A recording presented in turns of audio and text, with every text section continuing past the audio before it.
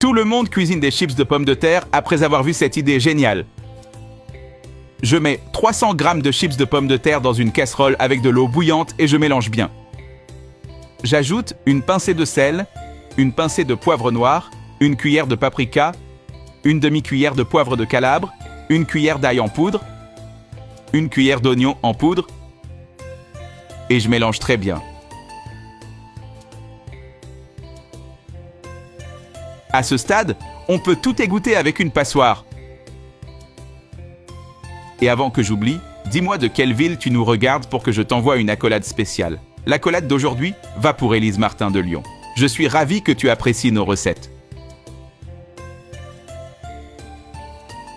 Dis-moi si tu as déjà fait une recette en utilisant des chips de pommes de terre, j'aimerais beaucoup le savoir. Je transfère ensuite dans une autre casserole. J'ajoute une demi-tasse de crème fraîche, je mélange et je laisse cuire environ 10 minutes.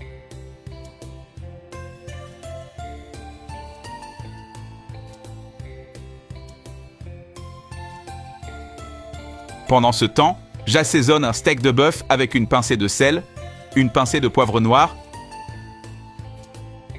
une pincée d'ail en poudre, une pincée d'oignon en poudre,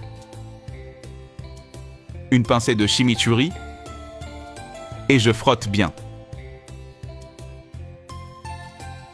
Je retourne le steak et j'assaisonne l'autre côté.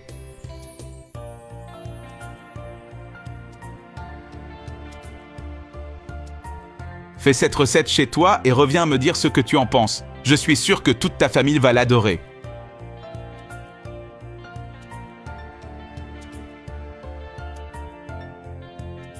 Dans une poêle, je mets un filet d'huile.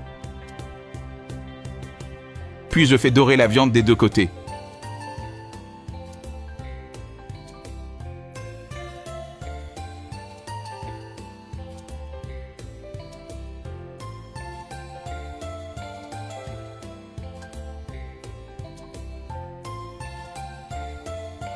Tu vas voir ce que ça va donner.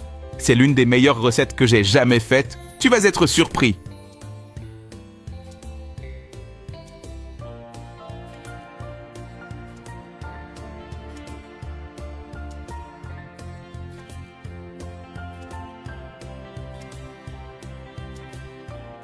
Tu serviras la viande avec cette délicieuse purée que nous avons préparée. C'est savoureux et c'est une combinaison parfaite.